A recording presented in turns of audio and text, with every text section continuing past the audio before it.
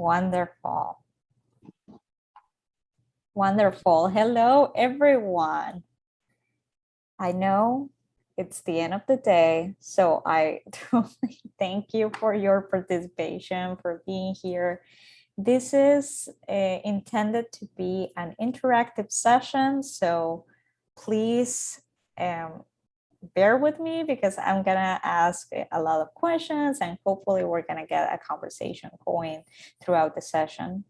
This is also a space for you. So it's also intended as a space where you can explore things that are related to your stress management techniques, explore things that make you resilient, and also things that make you stressed out about the work that you do.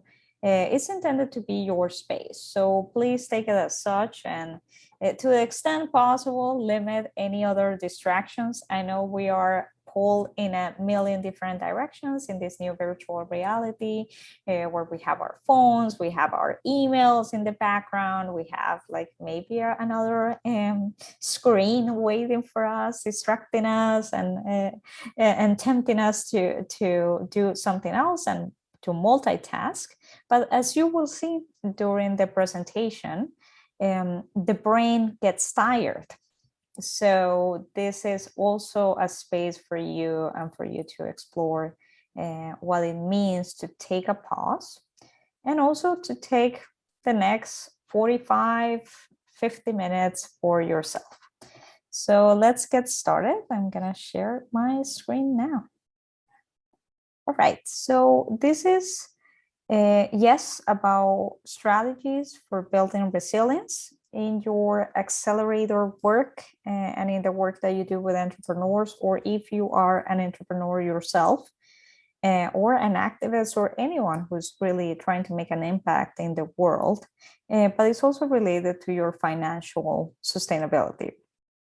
And the reason why I connect both in this type of work is because I don't believe, and in my experience working with clients and with folks around the world, I've seen that you cannot build a financially sustainable organization unless you deal with what's going on here in your head as you go through the world asking for money and selling your organization, your pitch. So or your products, your services. So this is definitely connected, as you might imagine. So what is the objective of this session? I want you to think of your role as an agent of change, your role as a person, and your role in your ecosystem. Why is it that I'm not asking you to think about your role as a business owner or as a accelerator manager or anything of the wonderful things that you do out there in the world?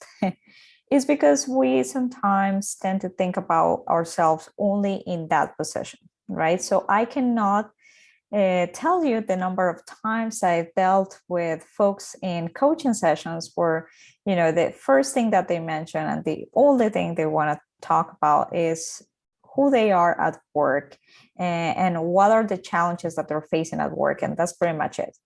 But I encourage you to think about other dimensions of your life, other dimensions of who you are that might be relevant to your mission. So think of you as, again, agent of change, person, whole person with hopes, dreams, family, activities that you want to do outside work, and your role in your ecosystem as a connector, as a change maker, as an innovator, accelerator, right? Oh, okay. So the next question is, why are you here? So let me turn it over to you. I want to hear from you. So for those brave souls who stayed after hours to, well, in this case, I'm in the East Coast, so this is after work hours. But for those who are participating today in the live session, why are you here? You can unmute yourself since we have a small enough group, or you can add it to the chat box.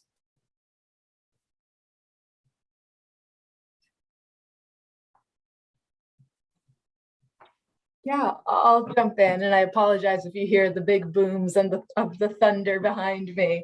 I mean, I'm just really interested always in developing emotional intelligence skills, and it's linked to resiliency and grit and creativity and all of these other aspects. I work with and I support entrepreneurs, and I feel like this has been a really overlooked area as far as the emotional journey that entrepreneurship is, as well as kind of the nuts and the bolts of business. So I'm just excited to learn more and hear more about your perspective. That is fantastic. Thank you so much for sharing. And definitely, this is a very neglected area, unfortunately, right? We think about ourselves only in one dimension, and there's so many things that we need to consider. All right. Any other brave souls? Yeah, I'm here for some similar reasons. It's something that I'm not super familiar with, and so I kind of wanted to take this opportunity, learn a bit more, understand a bit more what this means, and kind of how it would apply and how I can use it in moving forward and in further areas. Fantastic. So thank you, Amelia. And definitely we will go through a few techniques and a few resources for you and the people that you serve. So my commitment to you tonight is to explore the what, why, and how of this mental resilience piece, and how to build a more sustainable organization while focusing on your mental health. So a little bit about me. I consider myself a philanthropy expert and a trusted leadership coach. Through my work in philanthropy and also as a coach, I've had the pleasure and truly the honor of coaching folks around the world, and seeing also what makes us human in the most essential component of life, because one of the things I've been lucky enough to see is different types of leadership, different styles of managing teams, of growing organizations. So through that exposure, I've had the pleasure of coaching NGO officers, think tanks, people in accelerators and incubators around the world. And that has been extremely rewarding for me. And at the same time, I've been reading a lot, doing a lot of research. So one of the things I love about what I do is, there's always new research coming out, new research that is being shared by coaches and other folks in the organizational development field that is evidence-based, and it is very helpful for many of the people that I work with. So that is also something that I'm very passionate about. So who are you? So actually we have a small audience today. So if you can just tap in put in the chat box or unmute yourself and just tell me a little bit about what you do. So what roles do you have? What are you working on right now?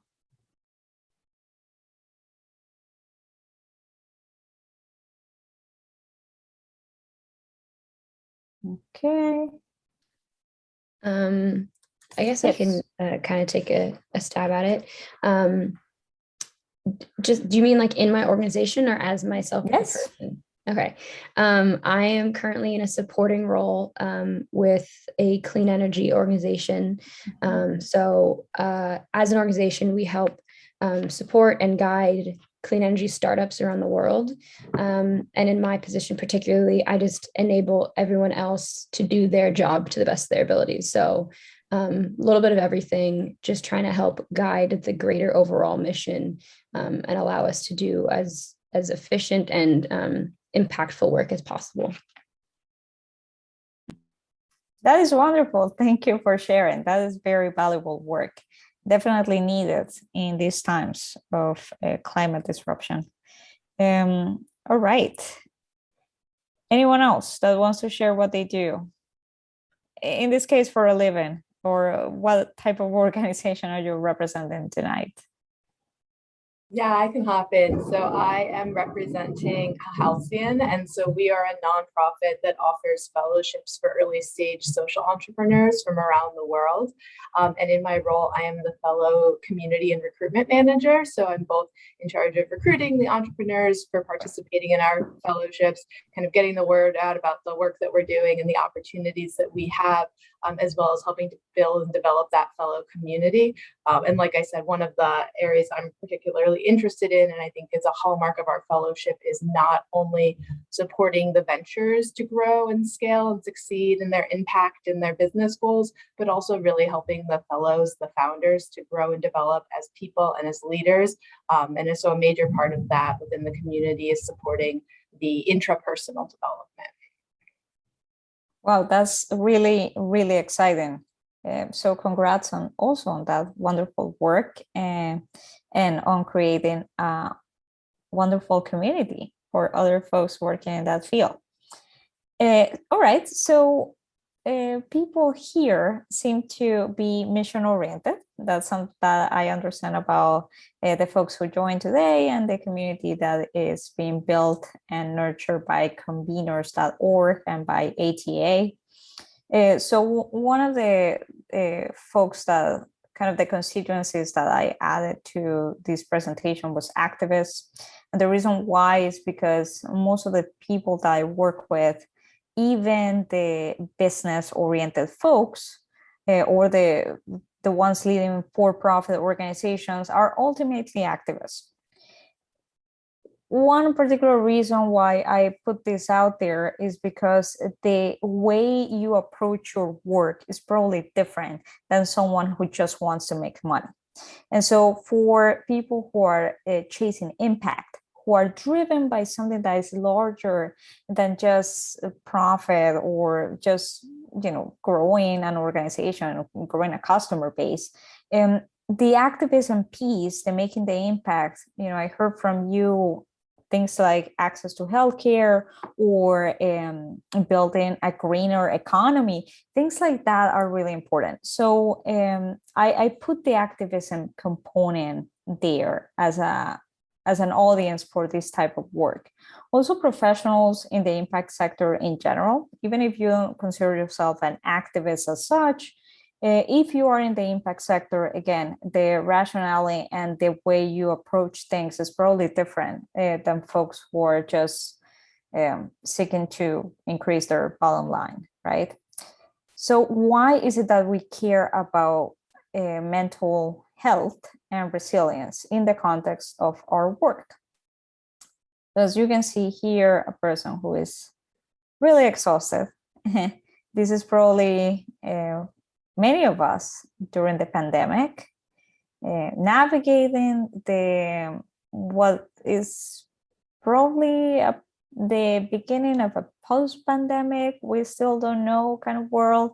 There are so many unknowns, and that has led to many folks to feel very exhausted. Also, there is a lot of work to do. So the issues that we have been working on, whether you actually work on healthcare during a pandemic or in the front lines, or you work on other impact-driven causes, those things are not going away, right? So problems are still there, and for many of us, the amount of work has only increased.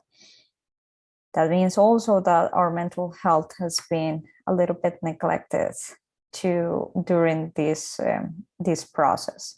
So how would you describe burnout? If I say the word burnout to you, can you describe it or add a few words about what comes to mind when I say burnout?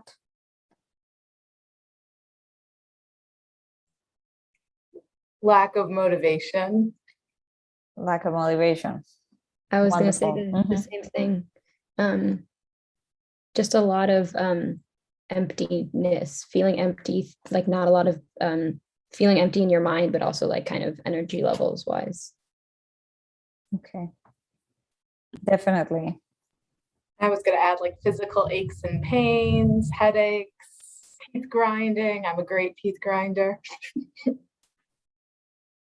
Wow. Yes. So we could say mental and physical manifestations of that emptiness, of that lack of motivation. Those are all feelings that people have been through as they start to feel burned out. So one of the reasons why we're also talking about this in the context of financial sustainability is, I love this image. We cannot be effective really in what we're doing if we are burned out. As you said, there's the lack of motivation piece. There's definitely I don't want to do this kind of feeling. But there's also even if I try really hard because I'm grinding my teeth or my head is hurting, there's just no way I can be effective. So it's more hours of work that do not necessarily translate into more effective work. And that's what we see a lot in the people who reach that point of burnout, who reach that point of exhaustion. There's also the exhaustion, and I sadly I share this image, which is a kind of a very sad image of a campaign, an advocacy campaign that failed in Argentina.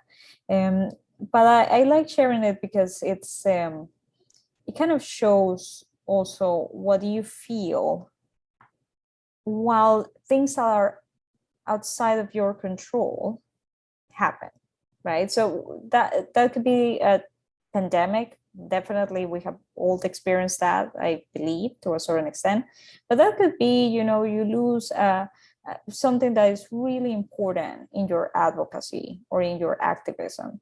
You lose a campaign. In the case of the founders I work with, you lose a big opportunity, or people who are around you or your ecosystem just simply don't understand what you do and what you're about. So there's also that, right?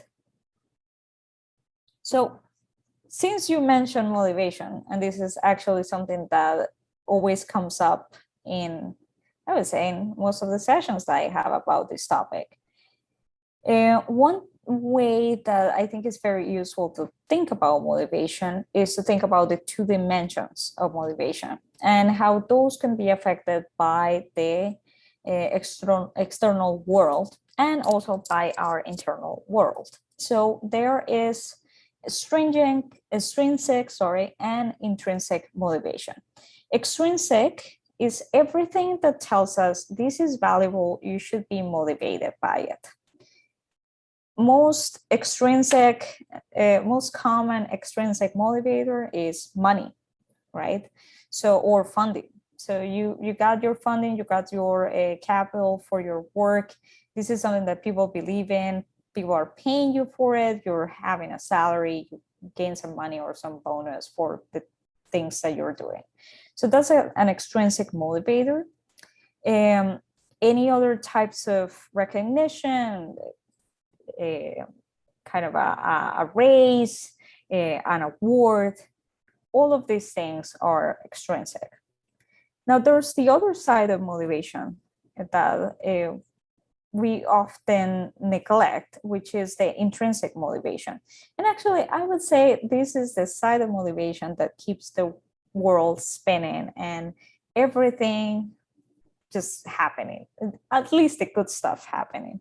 And the reason why is because many of us, I would say most of us, do things for no other reason than because we enjoy them, right?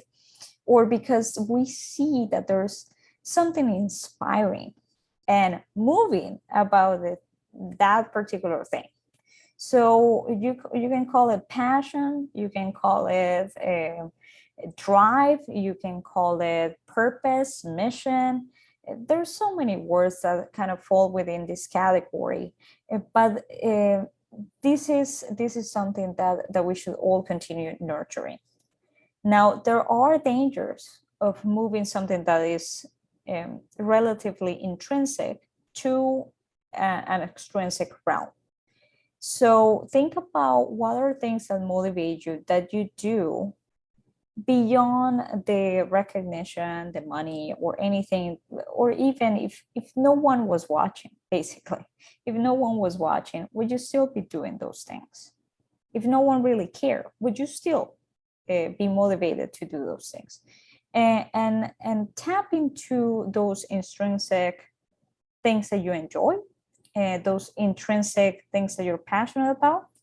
Because even if you remove all the other recognition, all the other stuff, you can always have some sort of fuel as you navigate exhaustion, or you feel tired or bored. There's always that to kind of push you forward, right? And just going back a little bit to the challenge, defining the problem.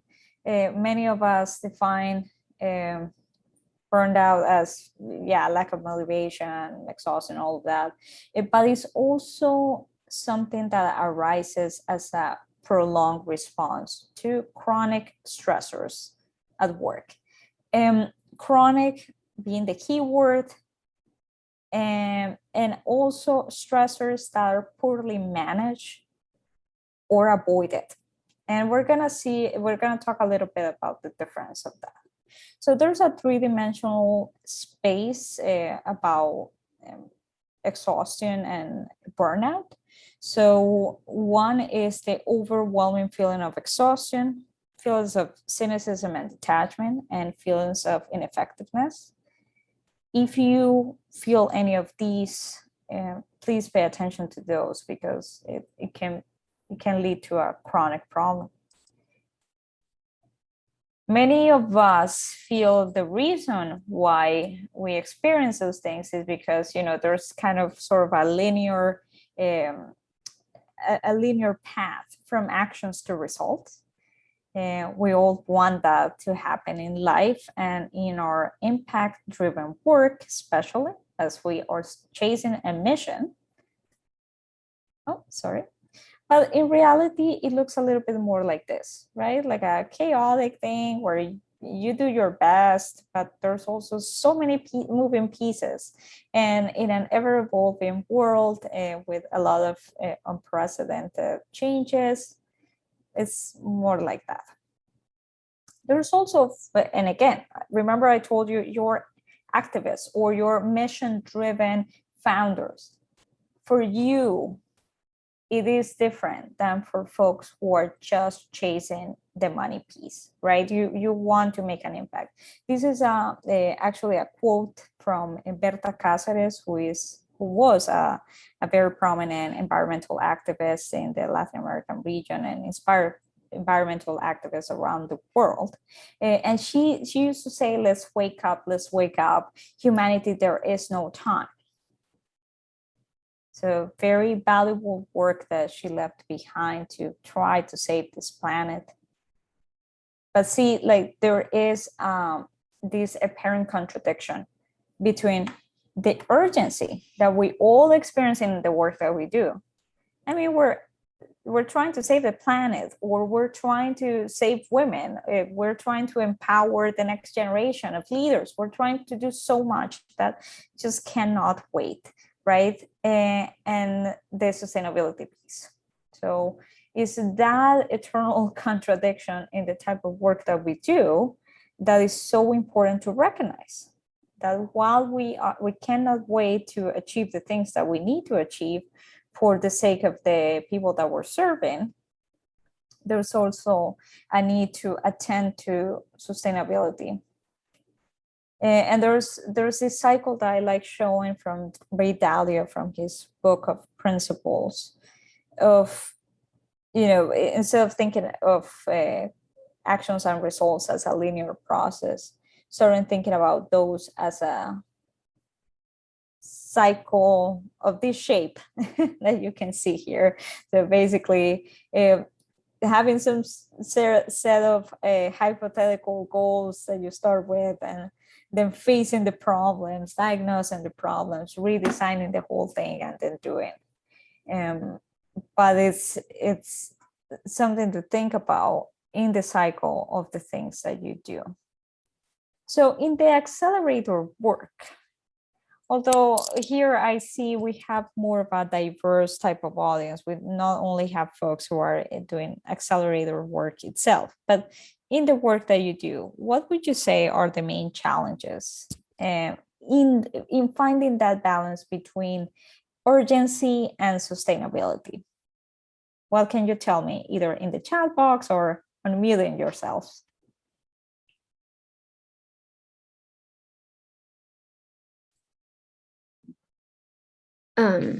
The first thing that comes to mind for in my work is like you were mentioning, like this is obviously urgent work. We don't have a lot of time to work on changing the climate and save the planet. But at the same time, if just like a very direct, if we don't make this work long term, or if the change is just immediate versus looking at how we can affect change, a sustainable change, then the work we're doing won't make a difference in the long term, which is the whole point, is to have the long term. So it is a very interesting balance of, we need to take these actions now, but we need to ensure that these actions are actually going to be useful and practical for a longer period of time. Absolutely. And that truly resonates for the type of work that you do. All right. Anyone else wants to share?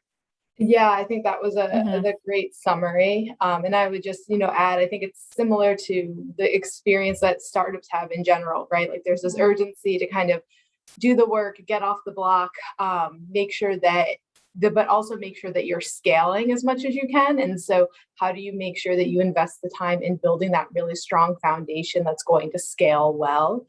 And when we're thinking about foundation, not just the foundation in a sense of the work itself, but also for the people that are actually doing the work.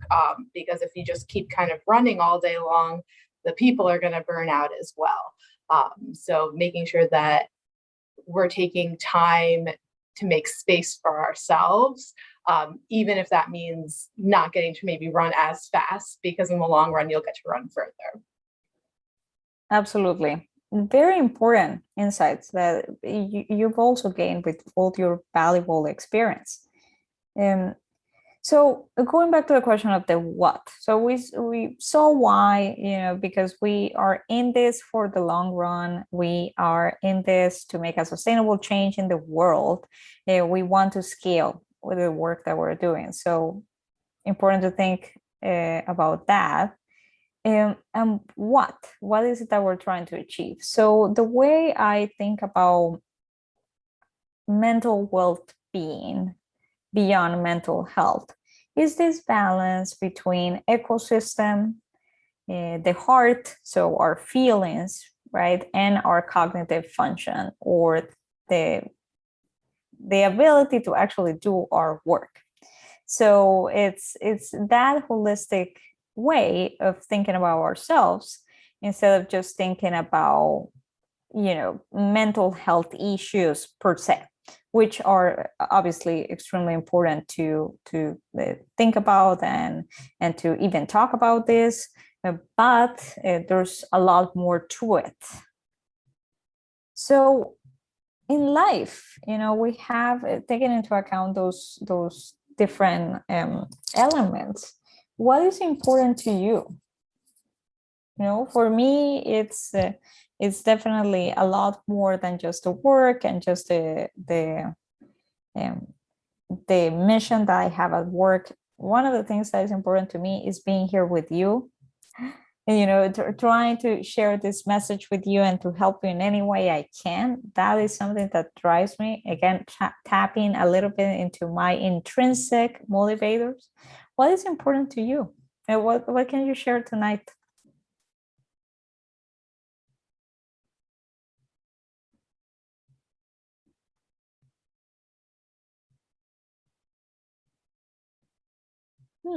Let's see. Anyone who wants to share something that makes you happy, that is important to you? Family, friends, live music, although there has not been a lot of it for the last 18 months, but in a normal world, live music makes me very happy and is important to me. Oh my God. Well, you're going to love this because there is a live band outside my apartment building right now. I think you might be able to hear it. I'm so sorry about that. I'm because so jealous. I'm really high up. This is like a really tall building. I'm not near the band, but you know, after 5 p.m. over here it's a party in the park. So all right. So that's that is wonderful. And I'm glad that you enjoyed that. I enjoyed it as well. So one thing that we're gonna try to learn here before we end our time is this mindset from going from stress avoidance to stress reduction, right? So what I mean by that, stress avoidance is basically the reason why I see a lot of my clients and why I end up working with a lot of exhausted people. Stress avoidance is basically, I'm okay, I can do a lot, I can take on all of this work, I'm fine. And then not listening to your body, not listening to your mind, what it's telling you to do. It's just basically, I'm fine until I'm not, right? Stress reduction is trying to understand, to think about stress and think about workload as an issue more of energy, right? And of negative versus positive energy, how to channel those energies, and how to reduce the negative impact of something that you know is kind of driving you forward. So thinking about how that energy that is driving you to make that wonderful pitch, that energy that is driving you to reach out to a lot of potential customers in your field, or to reach out to donors and supporters for your cause, like how that energy can be channeled in a positive way, and it's not going to transform itself into a cause of exhaustion and problems. So this is actually aligned with what I consider the latest research on stress management and also on mental well-being. So again, shifting that mindset from we can never be disturbed or we can never be tired, to basically how can we reduce the negative impact of those things in our lives.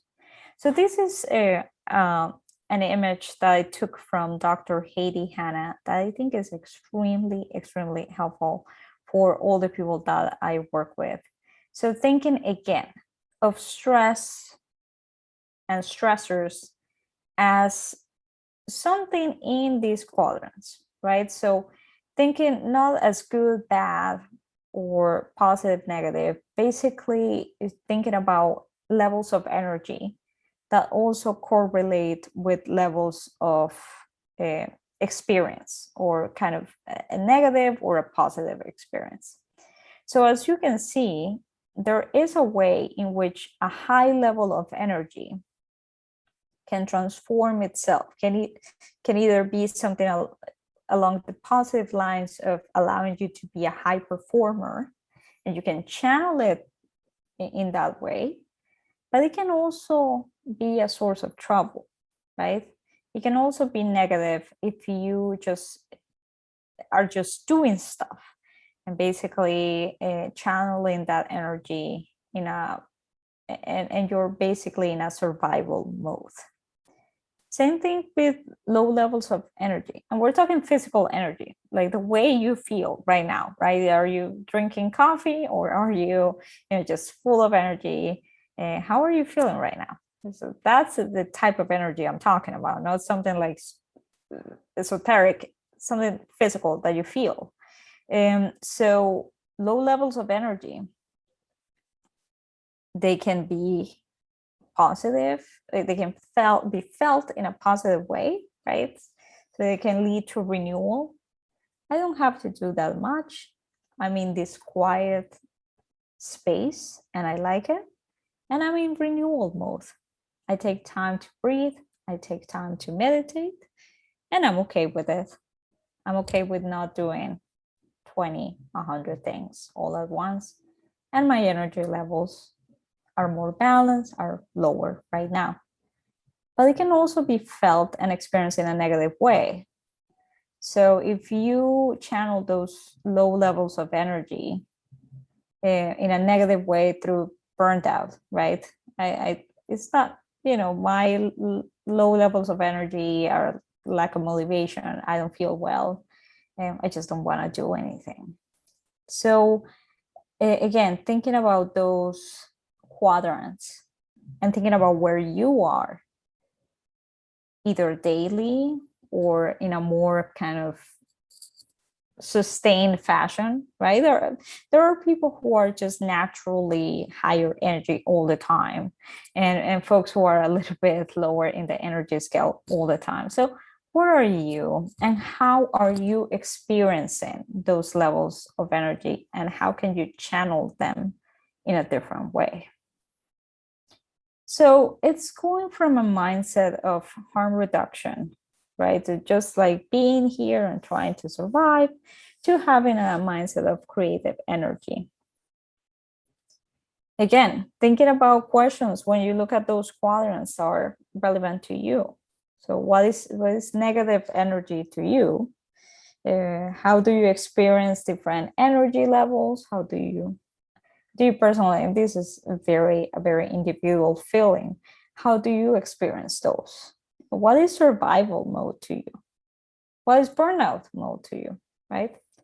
And so here are other words that Dr. Heidi Hanna also uses to describe the different quadrants. So in high energy, in the positive quadrant, we're talking about creativity. Same high energy that you don't even know what to do about that. In the negative quadrant, reactive, right? Somebody who's very snappy. You don't have a kind of a escape valve for that type of energy. You don't know what to do with it. So same thing with the difference between resiliency and resistance. So being in a resilient type of mode, where yes, you are low energy right now, but you're taking the time to renovate, to think about your future, to just take a pause. Or if you're using that low energy to just be resistant to change, or just stay where you are. And now the how are we gonna improve our mental well-being while addressing all of these things that we talked about today? So again, there are, I would say, two big categories, basically internal or external elements that we can address. So this is something that I've been working on for a long time, and this is something that I call external well-being, because when we think about well-being, we think mainly about the internal aspects of it, right? So what is external well-being? So these are kind of many folks in the accelerator incubator world call this kind of enabling environments. I call it thriving elements as well. So whatever you want to call it, these are things that are external to you, but basically make your life easier. And when we talk about privilege, race, things like that, of course, there are constituencies out there that have had it easier to achieve external well-being just because of the sheer dynamics of privilege and inequality, right? But within your realm of action, and also within your ecosystem and the people that you can help and the people who can help you, how can you facilitate those external well-being elements to make people's lives easier. Now, many of you work on this. That's if you work in the accelerator incubator world, you already, this is your everyday job, right? To those that have a specific focus on underserved communities, this is also part of your work. You know, you're trying to, in a way, address inequalities that have been there for a very long time. But without it, and without these things, you know, we are just talking, we're just trying to do our best internally, but that's it. So think about this as elements that are very important to mental well-being and that of the people that you work with. So things like policies, things like money, things like a thriving ecosystem, all these things are super important. Important for many to get out on the streets and protest for others or for their own communities, but also think about policies, think about a change as something that is very much related to mental well-being. So what are strategies here that you either for your own sake or for the sake of those that you work for, strategies that you can implement? So first is asking for help. I mean, it's not like we're gonna change all the policies that apply to the work that you do overnight, right? So ask for help. Who can help you in this? Do a lot of advocacy. Systemic barriers are not there because they're easy to get rid of. You know, they're there because they're systemic and have been there for a very long time. So how can you join others in advocacy so that you can get rid of those? Movement building. You know, when we think about, especially in the West, and especially in very individualistic societies like in the US, when we think about well-being, we think about ourselves and we think about, oh, you know, this is the thing that I can do to take care of myself. But in reality, if many of the things that could make your life easier and the lives of others easier, and you know, how you can build thriving founders, as the topic of this conference is really through joining others, right? To create a movement, to be an active participant of that movement, even if these are things that you honestly don't want to deal with. Because for many of us that come from underserved communities or that have dealt with systemic barriers in the past, it's just, this is another task, right? But there's a lot of strength in finding your community and joining others in the fight. So think about what are additional resources that you and your movement are gonna need. Definitely coaching, in my experience, is very helpful. Coaching, either team coaching, group coaching, coaching that goes a little bit beyond the individual realm. I find it extremely helpful so that you can also take a pause and have things that affect your group and your community out there, right? So again, more images of a good rebels and and people who are trying to make a change in the world. I will invite you to share other ideas, but we do have to go to the self-care techniques and the individual aspects of this before we wrap up, because we have very few minutes. So other self-care techniques, you know, I love this image because these are folks dancing while they're protesting. So there you go, a self-care technique that kind of tackles both policy change, but at the same time, you know, getting that exercise that you need. But if you're not the kind that's gonna go ballet dancing in a protest, which many of us are not, then you can meditate.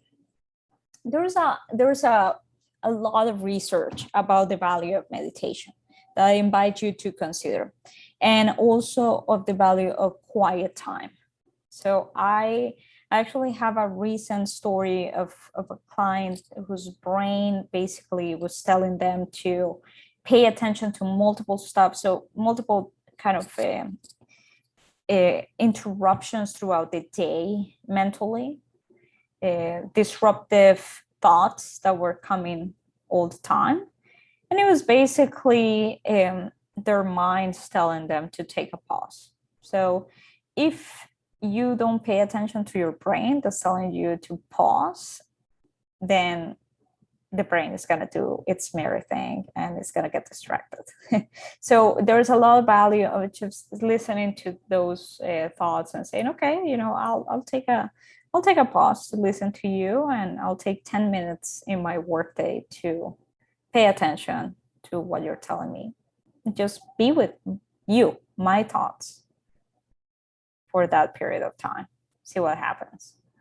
Nature, reconnecting with nature and reconnecting with, even if I live in New York City, so here there isn't that much nature to see, but we always have good parks around here. So if you have a good park, or if you happen to live in this beautiful place I'm showing you, I'm very jealous, because that would be awesome. But whatever nature means to you, and reconnecting with that, and taking a pause and going for the fresh air, that is extremely helpful. And finally, the power of community, right? So we live in a eternal cycle of destruction and renewal as individuals and as communities. So paying attention to who can support you through that, and helping them as they help you, and kind of navigating the cycle with them. So what are some conclusions of our session today? The first one is, there is this importance between of a stress management versus stress avoidance. So listen to your body, listen to your what you know is exhausting, what you know already is a sign of burnout. And shifting those energy levels into a more positive stage for you.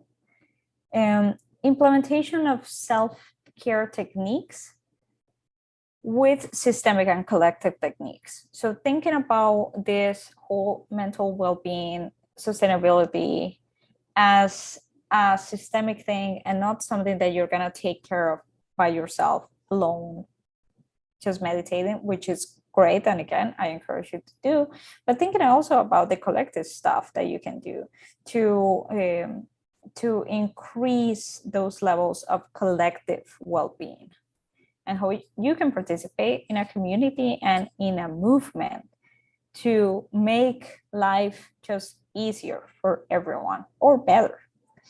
Asking for help or resources. This sounds extremely basic, I know, but it's one of the most difficult things to do for high-performing individuals, for people who are used to having all the answers, and for people who are used to being leaders and kind of driving organizations forward. So again, trying to reconnect with the possibility even of asking for help. That is so difficult for many of us. So think about it as a real possibility that you have in your life. And finally, incorporating your mental health and your mental well-being and that of your team in your strategy, in your corporate strategy, in your activism strategy, in anything that you do. Pay attention to that. So we do have a few minutes to wrap up, to answer any questions that you may have.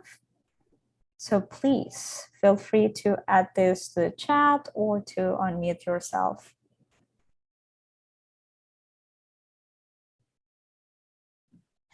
I was curious, can you show us the three-dimensional burnout slide again? I thought that was I think that was really eye-opening for me to kind of recognize how you're tired, or you're burned out, or you're frustrated, or you're burned out. Kind of, yeah, this was very interesting for me. Of course. And I think one of I don't know if you resonate with this, but for me, I never thought the feelings of cynicism were necessarily a sign of burnout.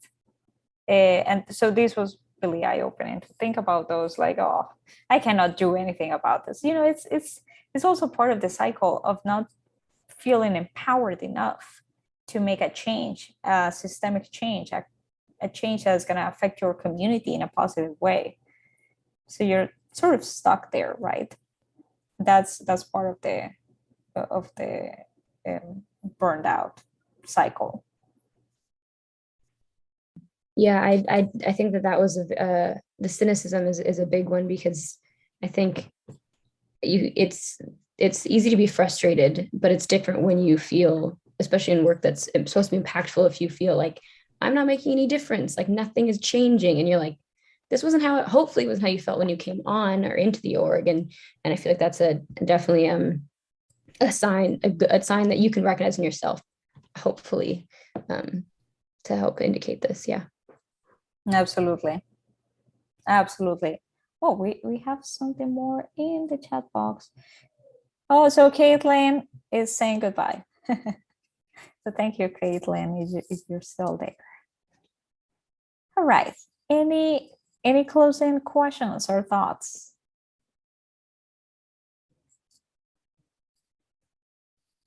I guess just the one last thing that this makes me think of is the on the opposite side of burnout, kind of, I don't know if I would consider this a self-care technique for myself, but a feeling of